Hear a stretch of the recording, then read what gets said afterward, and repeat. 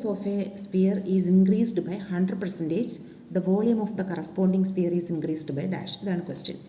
അപ്പോൾ നമുക്ക് original volume, ഒരു സ്പിയറിൻ്റെ ഒറിജിനൽ വോളിയം എന്ന് പറയുന്നത് 4/3πr³ ആണ്. സോ നമുക്ക് പുതിയ വോളിയം കൂടെ കണ്ടുപിടിക്കണം. പുതിയ വോളിയം കണ്ടുപിടിക്കാനായിട്ട് നമുക്കൊരു പുതിയതായിട്ട് റേഡിയസ് ഉണ്ട്. റേഡിയസ് എന്ന് പറയുന്നത് r+100% ഓഫ് എന്നാണ് പറയുന്നത്. Increased by 100%, the volume of the radius is increased by 100%, the volume of the corresponding sphere എന്നാണ്. So 100% of r. അപ്പോൾ നമുക്ക് ഇത് r ആണ്. So r+r 2r.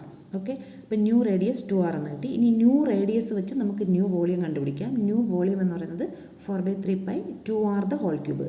In the place of r നമ്മൾ 2r സബ്സ്റ്റിറ്റ്യൂട്ട് ചെയ്യുന്നു.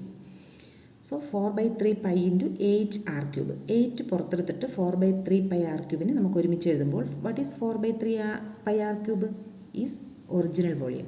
So 8 × v. So original volume v ആണെങ്കിൽ new volume എന്ന് പറയുന്നത് 8 × v ആണ്. സോ അപ്പോൾ ഇൻക്രീസ് ഇൻ വോളിയം, നമുക്ക് ഇൻക്രീസ് പെർസെൻറ്റേജ് ആണ് കാണേണ്ടത്. ഇൻക്രീസ് ഇൻ വോളിയം എന്ന് പറയുന്നത് 8v - v, that is 7v. Okay, so ഇനി പെർസെൻറ്റേജ് ഓഫ് ഇൻക്രീസ് കണ്ടുപിടിക്കേണ്ടത് എന്താ?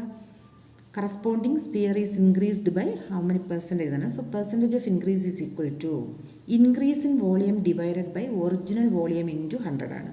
increase in volume is 7v divided by original volume is v into 100, that is 7 into 100. okay, that is 700% is the answer.